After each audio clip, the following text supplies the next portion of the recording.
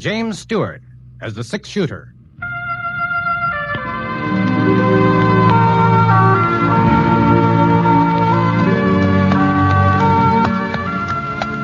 The man in the saddle is angular and long-legged. His skin is sun-dyed brown. The gun in his holster is gray steel and rainbow mother-of-pearl. The handle unmarked. But the gun has killed and the man has killed. People call them both the six-shooter.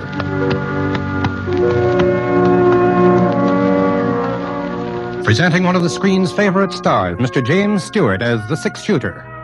Based on the timeless legend of Britt, the Texas plainsman who brought single-handed justice to the Western Territories.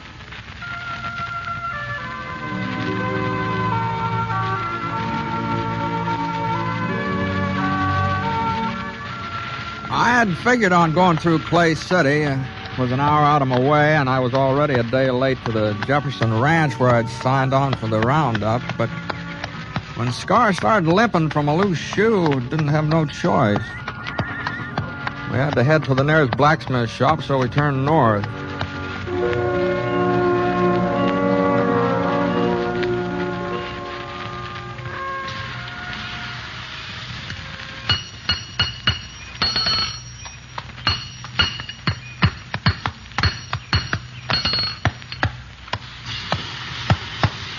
Howdy, mister. What's trouble? The horse losing a shoe. Well, let's have a look. All right, raise it up, fella. Come on, boy. Split, mister. He needs a new one. Okay, boy. Can you take care of it? Oh, sure. Bring him over here. Hey, what happened to Red? Fella used to own this shop. Went to Nevada chasing silver. I bought him out. Oh, hey. Yeah, you don't look very much like a blacksmith, huh? Oh, I'm stronger than I look. Heavier, too. What do you think I weigh, mister? Oh, I don't know. Go on, take a guess. 120? 30? Well, no more than that. You a betting man, mister? Well, sometimes. Well, I say I weigh over 130. If I don't, you get the new shoe for nothing. If I do, you pay me double. What do you say? You got a set of scale? Don't need no scale. What do you say, mister? Is it a bet? Well, don't seem to be no way of proving it. All you got to do is lift me up. Now, you look like a man who can judge weight. What do you say? Okay, all right, it's a bet. All right, mister, just hike me. If you don't think I weigh more than 130, the shoe is free. Oh, fine. I never tried to judge a man's weight before, but all right. There we go. Well? Oh, I'll be dog. I'm packed solid, mister. Real solid. You're packed tighter than a steer. You must weigh 150 pounds. Yeah, you see? What did I tell you? 158. The horseshoe's gonna cost you money, mister, but you ain't the only one. Ever since I bought the shop, there ain't been a stranger come through Clay City but what he paid double for his first horseshoe. You ain't sore, mister? No, that was a fair bet. Sure it was. I told you I was heavier than I look. That's what folks call me, Heavy Norden. My real name's George, but everybody calls me Heavy. What's your name, mister? Ponsett. Britt Ponsett. Fella they call the six-shooter? Well, doggone it. I've heard about you, mister. I've sure heard about you. Oh, would have recognized you if I'd have noticed your gun. Sure is fancy, ain't it? Hey, do you mind, showing it to me? No. Here, catch. Real fancy. Just like Sheriff Schofield said. He says he's seen you fire 6 shots with it while Whitey Jackson was getting off his first bullet, that time down at Eagle. Well, the sheriff kind of likes to build up a story. Oh, he swears it's the truth. Here's your gun, Mr. Ponsett. Thanks. Sure. You was mighty quick in getting into Clay City. How'd you hear about it so fast? How'd you hear about what? The holdup at the Fargo station last night. Ain't that why you come? No. I was headed past town. I turned off because Scar got that loose shoe. Well, now, ain't that a coincidence? Fellow holds up the Fargo office, killed 1 man, maybe 2, gets away with $5,000, and 12 hours later, you ride into town. Well, they got any idea who did it? Nope, not a single solitary one, from what I hear. Like I say, the deputy agent was dead when they found him. Other fella, Fred Wilmer, a friend of his, got shot up pretty bad. Ain't done no talking yet. Doc said maybe he never will. Did Sheriff Schofield take out a party? Nope, ain't nobody to go. Most of the men signed up for the Jefferson Roundup. Left town day before yesterday. Hear the Jefferson Ranch is paying good money this year. Yeah. You seen the sheriff this morning? No, not lately. Might be over to his office. I think I'll walk down that way while you're fixing up Scar. Sure, Mr. Ponset. That's a darn good idea. Sheriff Schofield will be real glad to see you.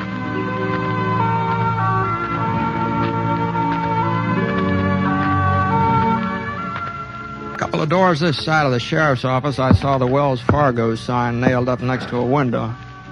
The place wasn't locked, so I went inside. One of the chairs was upset, and there was some damp stains on the floor. The cast iron safe against the wall was standing wide open, so I kicked it shut. Went out in the back stoop. There was some more blood on the steps, and then just red mud. Right at the edge, I saw the hoof prints. They trailed off along the side of the creek. Whoever made them headed west. The horse had been wearing one shoe different from the other three. A sharp rock must have cut into it sometime or other.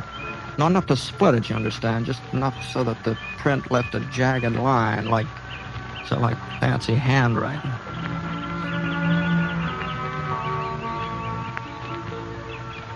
Find something, Britt? Oh, hello, Sheriff. I was heading your way.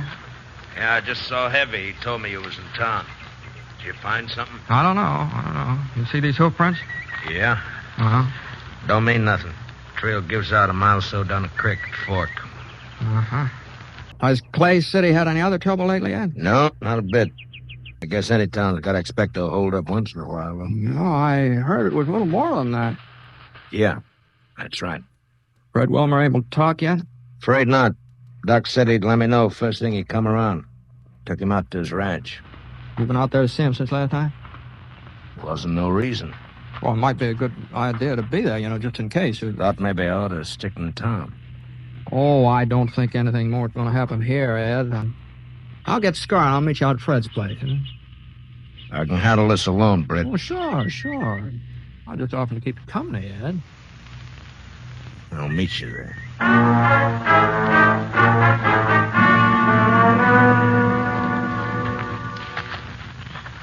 He's all fixed up, Mr. Ponset. Tied him up around the side so he'd be in the shade. Thanks, Heavy. Thank you. Did you find Sheriff Schofield? I told him you was in town. Yeah. You figure out anything? Well, not so far. Oh, you will. Sheriff's a good man. Why, you and him together, you'll get whoever done it. No, maybe so. You're the only blacksmith round here, ain't you, Heavy? Only one for 40 miles. Uh-huh. You ever see a horse with a shoe that's got one jagged edge, left hind leg? A lot of shoes got jagged edges, Mr. Ponset.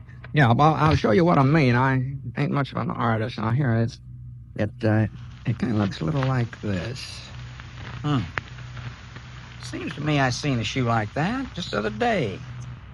Oh, sure, I remember. Told him he ought to get a new one for it. Ben Schofield, that's who it was, just the other day. Ben? The sheriff's kid. You know him, don't you, Mr. Ponset? Oh, sure. I ain't seen Ben in a couple of years.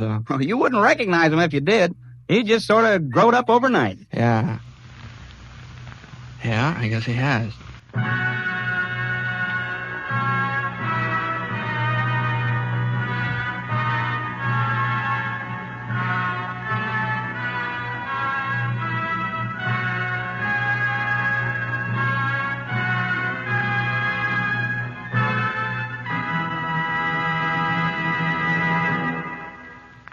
Well, that ends the first act of the six-shooter, folks. Hope you're enjoying the show. But before we get on with it, I'd like to tell you a little bit about how I happen to be doing this program. I've been lucky enough to do quite a bit of radio acting before, but I've never had a program of my own. The right thing just didn't seem to come along, at least not until the six-shooter. You see, I've made several stories of this kind for pictures. That is, honest, legitimate stories of the West, and I hope that this series can offer the same type of enjoyment with the same integrity.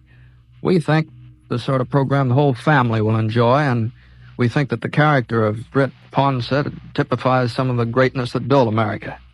We'd be pleased if you agreed with us. And now, Act 2 of The Six-Shooter, starring Jimmy Stewart.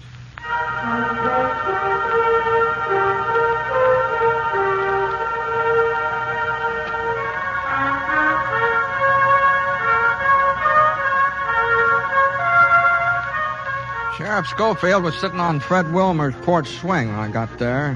Doc was inside with Fred, so I squatted down on the stoop and waited. About half an hour, the doc came out and told us we could go inside and see Fred.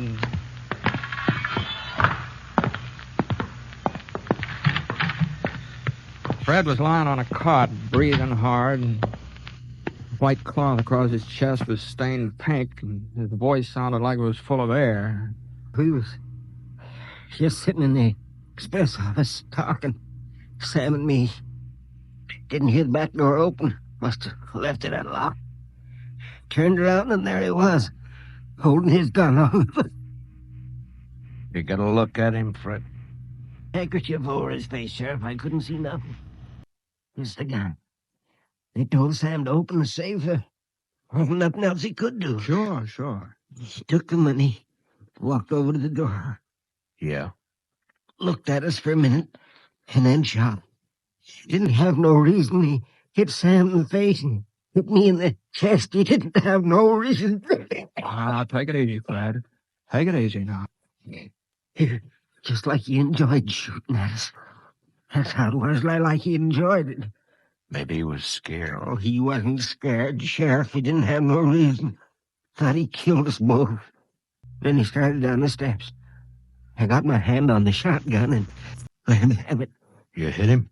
I don't know. Maybe he gave a yell and rode off. What kind of a fellow was he? Was young, old? I couldn't see his face. Young fella, I'd say, though. How young? Oh, 17, 18, full grown. Tall, short? Medium. About the size of your kid, Ed. About that size.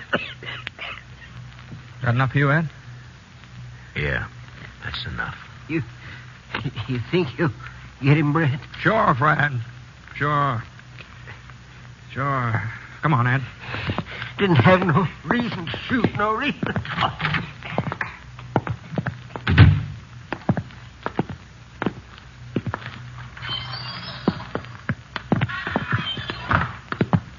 Let's go, Ed. We're wasting our time, Britt. He's got a day's head start. He'd be 40 miles from here. Well, not if he's shot up. Now, you go on if you want to.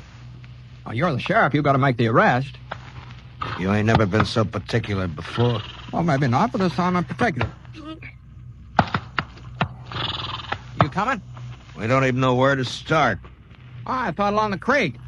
That's as good a place as any other. It's a waste of time, Britt. Oh, we got time to waste. Come on, let's go.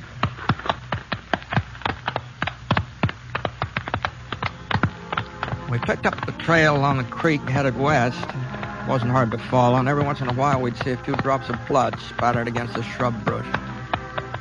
About 10 minutes later, we came to a fork where Ed had said the trail gave out. Scar stuck his nose down into the water, and I looked around. The trail didn't give out. It turned south. I nodded in that direction. Ed didn't say a thing. Just followed. And about 5 o'clock, we stopped to eat. El built a fire, and I opened up a couple of cans of beans I had in my roll. Oh, you ain't hungry, Ed? It's early for supper. Yeah. Ed, I talked to Heavy before I went out to Fred's place. I asked him who had a horse that would leave a mark like the one we've been following. So? And he said Ben did. Your son, Ben. I thought you ought to know that. A lot of horseshoes leave the same kind of mark. Fred said it was a young fellow. It wasn't Ben. Where is he, Ed? Jefferson's ranch, working on a roundup. He left Clay City day before yesterday. Couldn't be Ben. There's a lot of wild youngsters in these parts, but Ben's a good boy. Couldn't be him. You sure? That mark don't mean nothing. Plenty of horseshoes leave the same kind of mark. You know that, Britt. You had enough to eat? Yeah. Come on, let's go.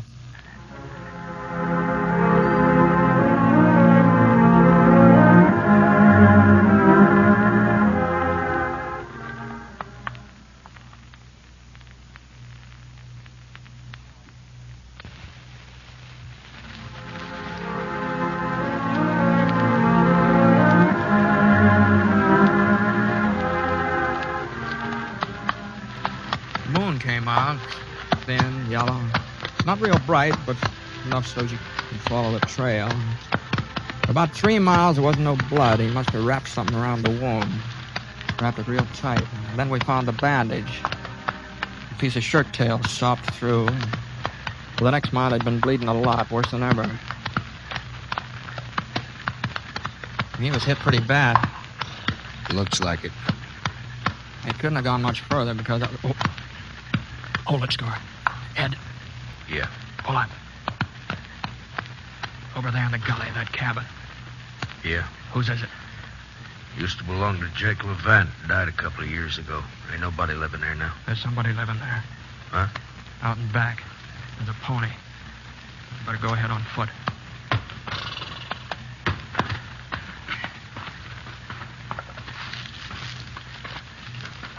Britt, Yeah? we're gonna take him alive, ain't we? If we can. We gotta take him alive, Britt. It's Ben. I don't know, Britt. Not for sure. It could be Ben. It could be. Where's he been the last couple of days? I don't know that neither. Had an argument with him 2 nights ago. He needed some money. He'd been playing poker and lost a lot. Well, 5,000's a lot. I wouldn't give him none. He got mad, said he'd get it himself. And I hit him hard across the face. I hit him twice. He started to hit me back. Then he walked out of the house. I ain't seen him since. I wish he had hit me back. Now, we gotta get across that clearing, Ed. Over to that clump of trees. He may see us. Yeah, we'll have to take that chance. You ready? Yeah.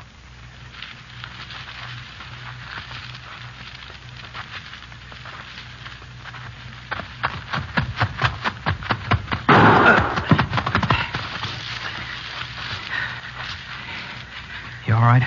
Sure. We'll stay in these trees for a couple of minutes. Okay. And then we'll rush him. Ain't gonna be easy to take him, Ed. Now that he's spotted us. You ain't gonna kill him, Britt. I ain't gonna let him kill me. It ain't his fault, Britt. It's mine. You know that ain't so. No, it's the truth. It's my fault. You didn't raise him to be a killer, Ed. Maybe I did, Britt. I was the sheriff, seeing that everybody kept close to the line, seeing that everybody lived honest, especially Ben. I broke him, Britt. Broke him like you break a wild horse. I tried to take all the fight out of him fast.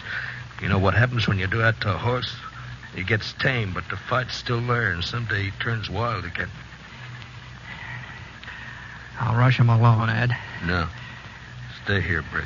Oh, Sam Norton's dead. Maybe Fred Miller, too. Killing Ben won't bring him back. He's my son, Britt, my only son. You don't have no kids. You don't know. I'm sorry, Ed. No, we're going back to town. Not without him. We're going back. Now, you can outdraw me, Britt, but I'll still have time to get a shot off. I'll try to get him alive, Ed. I'll try. No, don't turn your back on me, Britt. Don't be a fool. Don't make me do it, Britt. I wasn't being brave. I knew he wouldn't shoot. A man like Ed Schofield just don't change overnight. You can figure a man like Ed. That's what I thought, anyway. But I hadn't figured what would happen next. I haven't figured on him running out into the clearing, standing there in the moonlight, gray against the black sky. Ben! It's me, Ben! You're dead! Can you hear me, Ben? Britt Ponson's coming after you. Throw out your gun, Ben. Britt Ponson's coming. Now listen to me, Ben. It's your death. I saw him go down, real slow, like his legs had buckled under him. I couldn't tell how bad he'd been hit. He rolled down a gully out of range, and I crawled forward. I pushed myself past a couple of rocks and head toward the back door. The kid was in the kitchen. I couldn't see him, but I could hear him moving around, going from window to window, looking out, waiting for me. I slid past another rock. I could run for the door or wait. The kid made up my mind for me. I slipped down fast, and the bullets nicked the rocks. The kid had good hearing.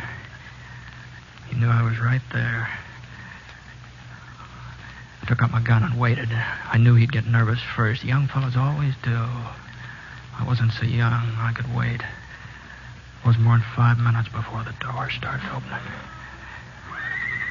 His pony knew I was coming, too. He started for the horse. I aimed at his leg.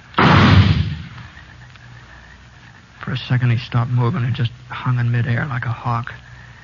Then he sprawled forward out of sight behind a log. I raised up a little and hunched myself along the side of the cabin. Everything was quiet now, even his pony. The moon went behind a thick cloud, and I came around the corner of the cabin. Suddenly the moon came out again, just in time for me to see his .45, just in time to see him coming up over the top of the log. His revolver slipped out of his fingers, and I saw him trying to reach for it again. He couldn't make it. I stood up and walked over to the log. The kid was lying face down, gasping for breath, little short gasps. He pulled himself up onto the flat of his hands, and then he passed out. I turned him over with my foot, and I looked at his face.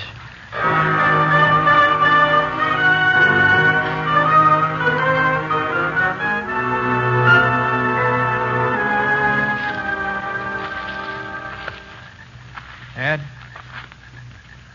Ed? Over here.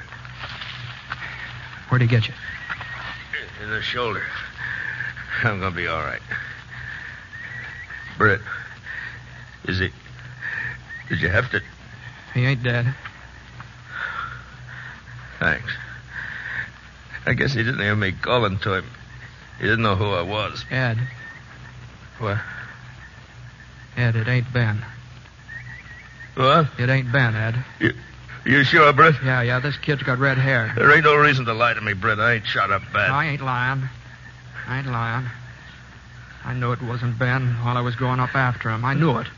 What are you talking about? Hey, just come to me. A man don't change overnight. Neither does a boy. If it ain't Ben... Lots of tough kids in these parts. You said so yourself. Where do you suppose Ben is? Where you said, Jefferson's Ranch, working in the roundup. They pay good. No. A boy don't change overnight, Ed. Huh. You able to ride back to town? Yeah, sure. I may have to take it a little slow. I'll get the kid. Britt. Yeah? You know something, Britt? I couldn't believe it was Ben neither. Not when he shot me. I just couldn't believe it. You know that, Britt? I know it, Ed. I know it.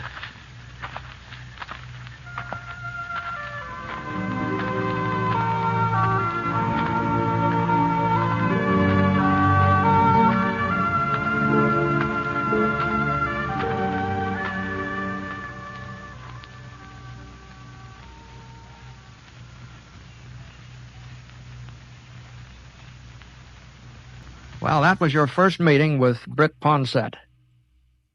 I hope you'd like to meet him again every week. And I also hope you'll try our product. It's something I use myself, and it's never let me down. I don't think it'd let you down either. Maybe I'm not much of a salesman, but this product I don't think needs a lot of selling. As far as I'm concerned, it sells itself. So, I'd appreciate it if you'd buy it this week and give it a try. Let me know how you like it. So long, folks. I'll be seeing you.